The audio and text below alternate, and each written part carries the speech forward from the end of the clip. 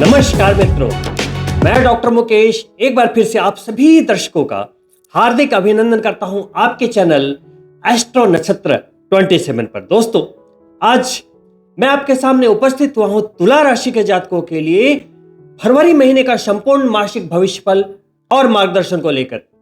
मेरा यह वीडियो आपकी जन्म चंद्रमा तुला पर आधारित है। वहीं इस वीडियो के मार्गदर्शन को वो लोग भी फॉलो कर सकते हैं जिनके नामाक्षर जन्म के समय तुला राशि के अनुसार रखे गए थे। तो दोस्तों, आइए बात करते हैं फरवरी महीने के ग्रहीय बदलावों की।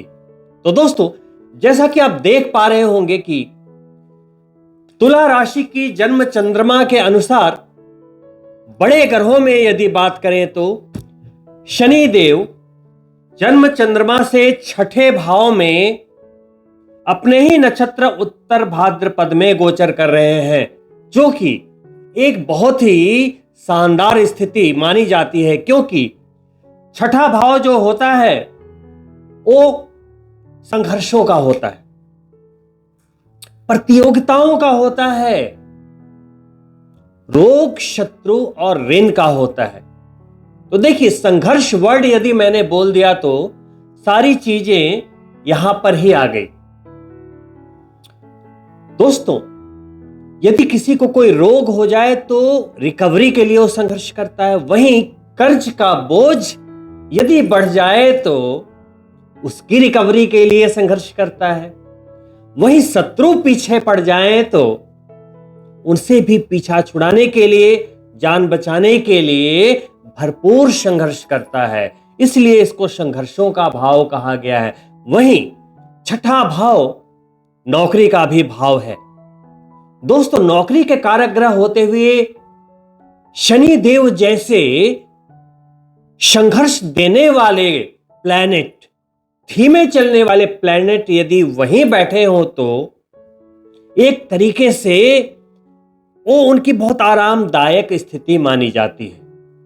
और अभी वो 20 जनवरी को ही अपने नक्षत्र उत्तर भाद्रपद में प्रवेश कर चुके हैं, यानी कि स्थिति और भी ज्यादा कंफर्टेबल हो जाती है। तो स्थितियां यदि अच्छी है तो आपको क्या मिलेगा, मुद्दा यह है। तो दोस्तों, आपको समझना पड़ेगा। देखिए, शनि देव छठे भाव में विराजमान हैं। उनकी तीसरी दृष्टि अष्टम भाव पे, सातवीं दृष्टि विदेश के भाव पे और 10वीं दृष्टि पराक्रम के भाव पर, हमारे निर्णय के भाव पर जा रही है। यानी कि अच्छी स्थिति से मतलब यह है कि पहली बात तो यह है कि चूंकि नौकरी के कारक ग्रह हैं तो यह स्थिति इतनी अच्छी है कि यदि आप इस समय कहीं भी कोई भी मुसीबत में हैं, नौकरी से संबंधित किसी भी मामलों में अगर स्थितियां अच्छी नहीं चल रही है, आपके मन में यह ख्याल आ रहा है कि परिवर्तन कर ले तो कैसा रहेगा, क्या यह समय उचित है? तो बिल्कुल उचित समय है। छठे भाव में जब शनिदेव विराजित होते हैं तो मारक शत्रु हंता योग बनाते हैं। इसका मतलब क्या होता है? कोई भी संघर्ष सबको मैंने मिला दिया, चाहे रोग हो, शत्रु हो, ऋण हो, आपके कार्यों में आ रही रुकावट हो, धन के मार्ग में आ रही रुकावट हो, एवरीथिंग वो दूर करने में सक्षम है। लेकिन कैसे? देखिए, शनि देव विराजित तो हैं देवगुरु बृहस्पति की राशि में, जो अपनी उच्च राशि की ओर धीरे धीरे बढ़ते जा रहे हैं। फिलहाल वक्री चल रहे हैं, मैं अभी उस मुद्दे पर आऊंगा। लेकिन आपको यह समझना होगा कि शनि देव आपके चतुर्थ भाव के स्वामी हैं और पंचम भाव के स्वामी हैं। दोस्तों, ये चतुर्थ भाव हमारे सुखों का भाव है। वहीं इसे विष्णु भाव की संज्ञा दी गई है और पंचम भाव एक नए आरंभ का होता है। प्यार, शिक्षा, संतान, एक नया आरंभ, मंत्र शक्ति का भाव, इसे लक्ष्मी त्रिकोण की संज्ञा दी गई है।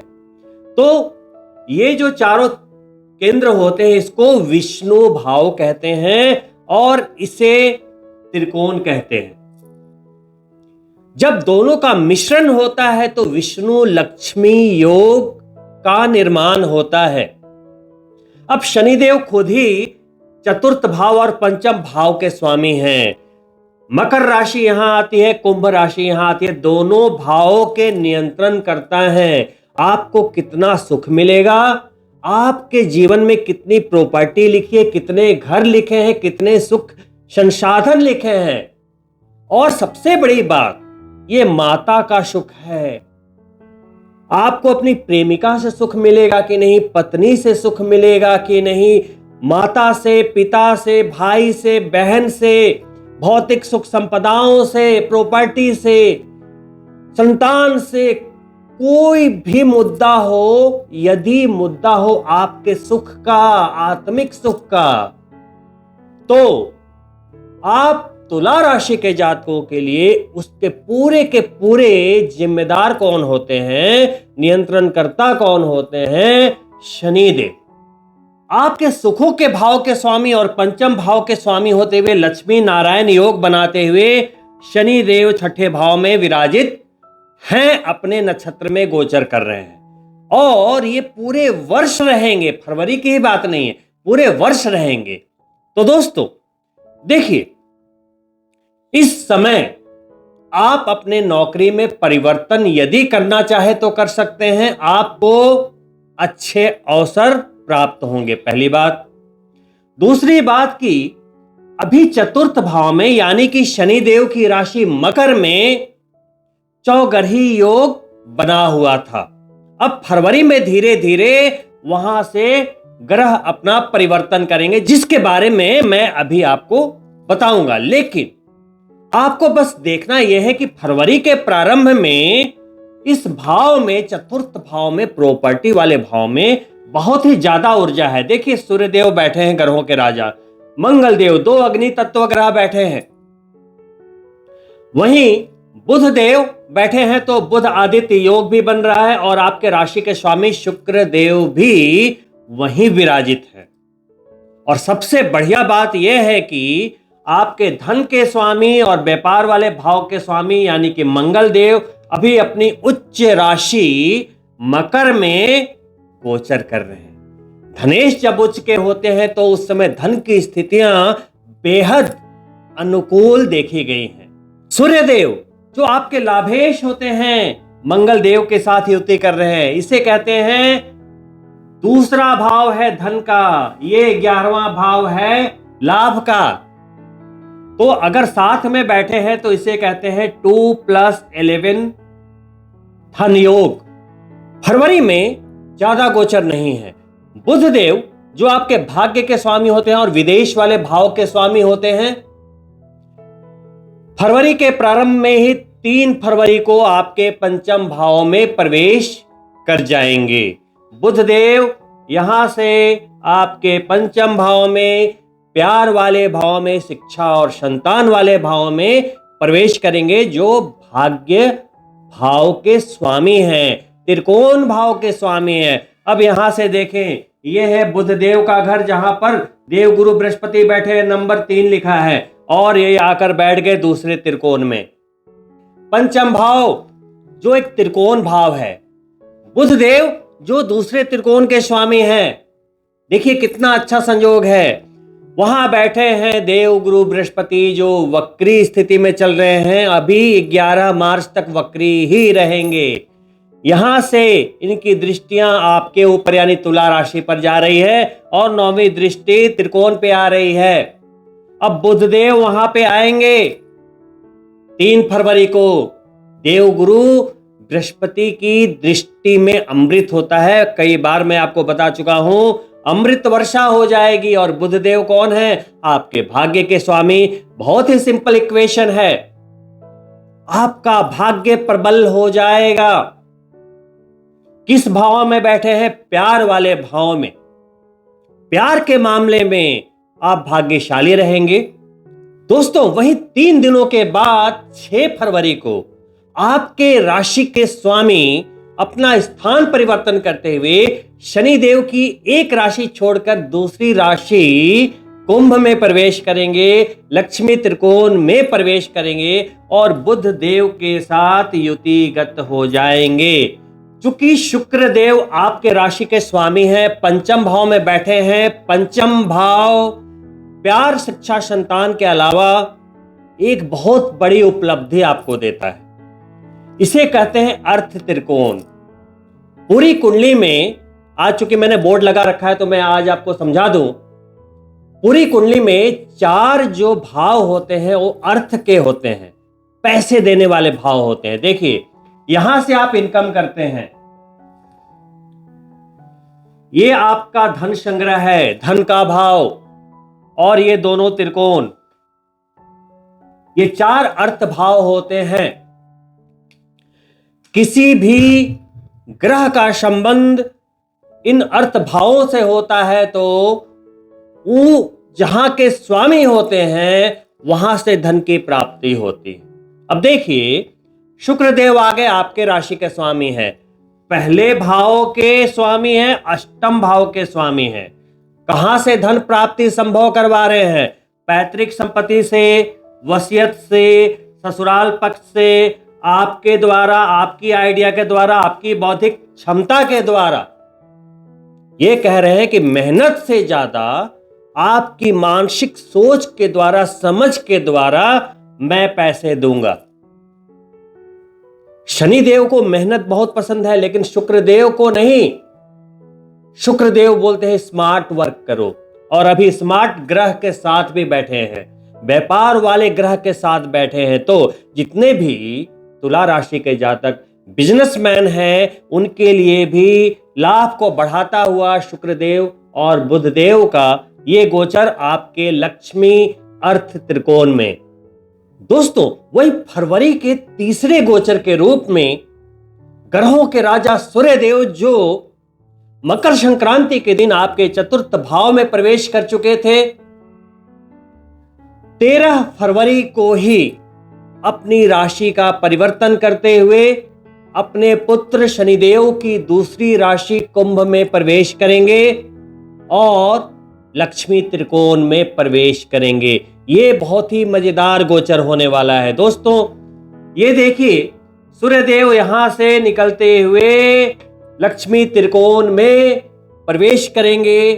चूंकि सूर्यदेव आपके लाभेश हैं, तो लाभ से यहां कनेक्शन बनाते हुए सूर्यदेव पंचम त्रिकोण में आएंगे। 5+11 का दूसरा धन योग सूर्यदेव के द्वारा भी निर्मित हो जाएगा। लेकिन सूर्यदेव के गोचर के बारे में मैं आपको एक सावधानी बरतने की सलाह दूंगा। 13 फरवरी के बाद दोस्तों, सूर्यदेव भले ही यहां धनयोग बना रहे हैं, लेकिन आपको सूर्यदेव को शक्ति देते रहनी पड़ेगी, क्योंकि सूर्य हमारी आत्मा है। जब सूर्यदेव को पीड़ा पहुंचेगी तो कहीं ना कहीं हमारी आत्मा पीड़ित होती है, और जब आत्मा पीड़ित होती है तो हम कितने भी बढ़िया पोजीशन में हो, दुख की अनुभूति करते हैं। तो दोस्तों, 13 फरवरी के बाद सूर्यदेव के पंचम भाव में आते ही उनकी युति शुक्र और बुध के अलावा वहां पहले से विराजमान राहु के साथ भी हुई। जब भी किसी भी भाव में सूर्य और राहु एक साथ होते हैं तो उनकी युति को ग्रहण दोष की संज्ञा दी जाती। दोस्तों, कोई भी शंका मन में नहीं रखनी। यह बिल्कुल फैक्ट है कि मंगल देव भी धन योग बना रहे हैं, सूर्य देव भी धन योग बना रहे हैं। 2+11 मंगल देव, 5+11 सूर्य देव, डबल धन योग।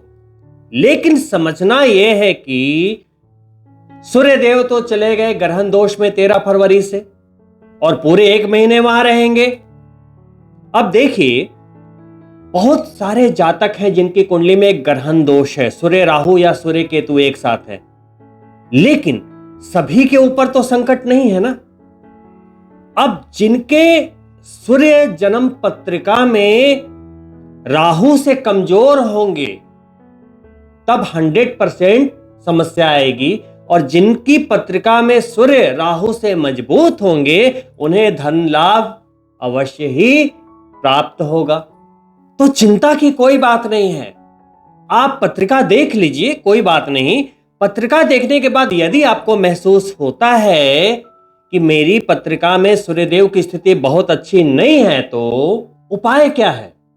जिनकी कुंडली में सूर्यदेव कमजोर भी हैं, तो धन लाभ प्राप्त हो, कहीं कोई प्रॉब्लम ना आए, तो क्या करें? देखिए दोस्तों, यहां पर और भी ग्रह हैं, बुध भी हैं, शुक्र भी हैं, सूर्य भी हैं, और अभी कुछ दिनों के बाद मंगल देव भी वहीं आने वाले हैं। और राहु करीब करीब सारे ग्रहों के साथ युति करके कोई ना कोई दोष बना देता है। मुद्दा यह है कि आपको यह समझना है, जैसे मैंने सूर्य के बारे में बात की, वैसे ही अभी मैंने थोड़ी देर पहले बोला कि बुध यदि पंचम भाव में आया है, भाग्य के भाव का स्वामी है, प्रतियोगिता परीक्षा में सफलता देगा, मानसिक तीक्ष्णता बढ़ा देगा। वहीं यदि मैं राहु की बात करूं, अब यहां पे उसने बना दिया जड़त्व दोष, तो आप बोलेंगे कि आपने बोला था तीक्ष्णता बढ़ा देंगे, यहां तो ये जड़ता बना रहे हैं। तो क्या मेरी बातों में कन्फ्लिक्शन है? नहीं, ये बिल्कुल बढ़ाएंगे, लेकिन यहां पे वही बात होगी कि आपकी पत्रिका में बुध की स्थिति क्या है। अगर बुध की स्थिति राहु से बढ़िया है तो बौद्धिक तीक्ष्णता बढ़ा देंगे, प्रतियोगिता परीक्षा में लाभ करा देंगे, जबरदस्त कर देंगे। क्योंकि राहु क्या है, देखिए मैग्नेटिक फील्ड है, समझना पड़ेगा। अब चुंबक है, अब किसी ग्रह में एनर्जी है तो उसकी एनर्जी को बढ़ाएगा, एक्सटेंड करेगा। मान लो उसमें एनर्जी ही नहीं है और वो बढ़ाने की कोशिश कर रहा है, तो जीरो को कौन मल्टीप्लाई कर सकता है? तो वहां पे फिर दिक्कत शुरू होती है। अब मान लो किसी भी जातक की पत्रिका में यदि बुध नीच के बैठे होंगे और वहां पे अगर शुक्र के साथ युति होगी, तो ऑब्वियस सी बात है कि वहां पे स्टूडेंट जो है उन्हें कंसंट्रेशन प्रॉब्लम आएगी थोड़ी थोड़ी।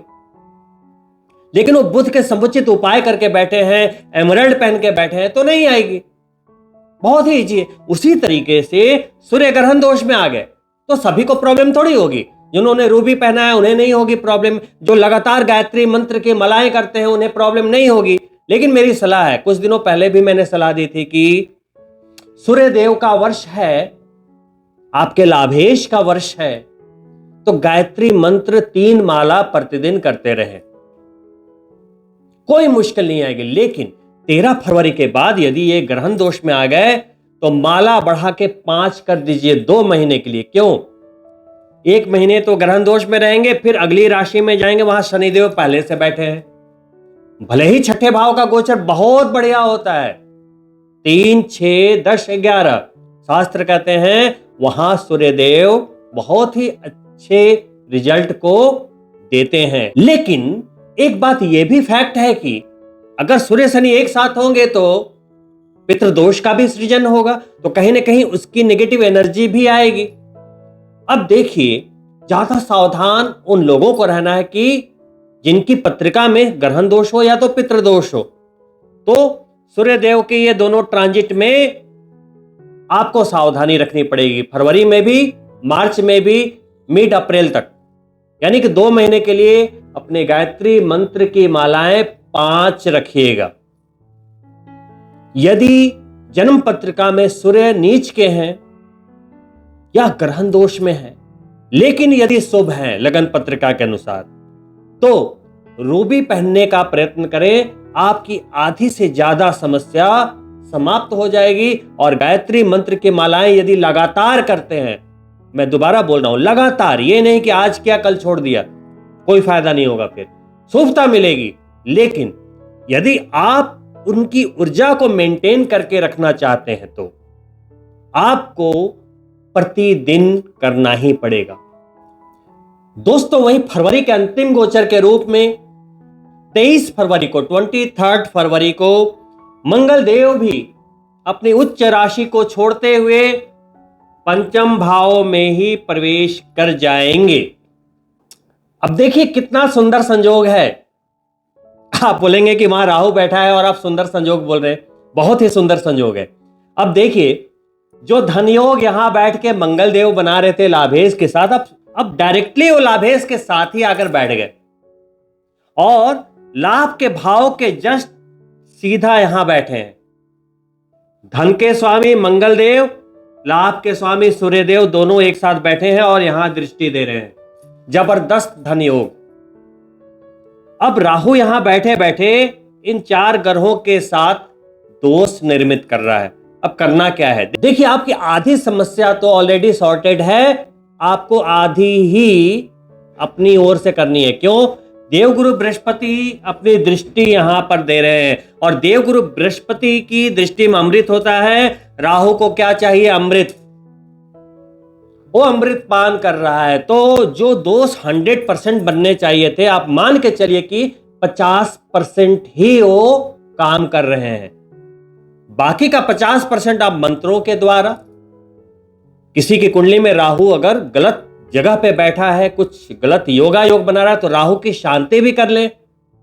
17 फरवरी को ग्रहण, सूर्य ग्रहण लगने वाला भी है। उस दिन किसी भी नदी के तट पर जाएं, राहु के निमित्त कुछ 7 कोयले के टुकड़े रख लें, अपने सिर से वार के बहती धारा में बहा दें। एक सूखा नारियल ले लें, 7 बार अपने शरीर में ऊपर से नीचे इस तरह से फेर के ग्रहण काल में 17 फरवरी को बहती नदी में प्रवाहित कर दें। साथ ही यदि आप तुला राशि के जातक हैं और राहु की महादशा से गुजर रहे हैं, तो किसी भी एस्ट्रोलॉजर से बात करके आप ये पता कर लीजिए कि क्या आपको हेसोनाइट यानी कि गोमेद सूट करता है या नहीं। तो आप सिर्फ राहु की महादशा में आप गोमेद पहन सकते हैं, या कुछ विशेष ऐसी स्थितियां बनती है जिसमें कि गोमेद पहनने की सलाह दी जाती है। गोमेद पहनने के बाद राहु से संबंधित कोई भी नकारात्मक प्रभाव आपकी जिंदगी में नहीं आते, उल्टा आपको लाभ की ही प्राप्ति होती है। दोस्तों, ये कभी भी ना भूलें कि राहु यदि दोष बनाता है तो राहु से ज्यादा लाभ देने वाला भी कोई प्लैनेट नहीं। अगर हम फरवरी के नट सेल की बात करें तो कोई चिंता का विषय नहीं है, बस थोड़ी सी सावधानी अनिवार्य है। वहीं यदि आप देखेंगे कि शनिदेव तो अपने नक्षत्र में गोचर कर ही रहे हैं, देवगुरु बृहस्पति वक्री होते हुए अपने ही नक्षत्र पुनर्वसु में गोचर कर रहे हैं। शास्त्र कहते हैं शुभा वक्री महाशुभा, यानी कि शुभ ग्रह जब वक्री होते हैं तो महाशुभ हो जाते हैं, चेष्टा बल की बढ़ोतरी हो जाती है। और उसी चेष्टा बल के साथ वो राहु को दृष्ट कर रहे हैं, तो बहुत ज्यादा चिंता की आवश्यकता नहीं। फरवरी के महीने में आपको बस एक ही सूत्र लेकर चलना है अपनी सफलता के लिए, कामयाबी के लिए। जिस तरह से आपने देखा कि सारे ग्रह चलायमान हैं, फरवरी के प्रारंभ में चारों ग्रह आपके केंद्र में थे, अब ये पंचम त्रिकोण में आ गए, तो हम सारे ग्रहों के चुंबकीय प्रभाव में हैं। लेकिन ग्रहों के परिवर्तन के साथ साथ हम अपने कार्यशैली में, अपने सोच में, अपने डिसीजंस में वो परिवर्तन समय समय पर नहीं करते हैं, और उसी के कारण कहीं ना कहीं कुछ रुकावटें, कुछ स्लो मोशन हमारी जिंदगी में आकर हमें परेशान करती हैं। यदि हम लगातार अपने कार्यशैली को चौकन्नी दृष्टि से देखते हुए ग्रहों के अनुसार सब कुछ मैनेज रखें, तो कभी भी कोई परेशानी आपको छू भी नहीं सकती। दोस्तों, इन्हीं शुभकामनाओं के साथ कि आप सभी तुला राशि के जातकों के लिए ये फरवरी का महीना और ये जो 4 गोचर आपके सामने मैंने प्रस्तुत किए, आपके घरों में खुशियां लेकर आए, आपके सारे कार्य बनाए। इन्हीं शुभकामनाओं के साथ मैं आपसे अनुमति चाहूंगा और अंत में आपसे अनुरोध है कि यदि आप मेरे चैनल को पहली बार देख रहे हैं तो सब्सक्राइब करना ना भूलें, साथ ही बेल बटन जरूर ऑन कर लें, और वीडियो पसंद आई हो तो लाइक करें और अपने मित्रों के लिए शेयर भी अवश्य करें। बहुत ही जल्द मिलता हूं दूसरे वीडियो में, तब तक के लिए नमस्कार मित्रों।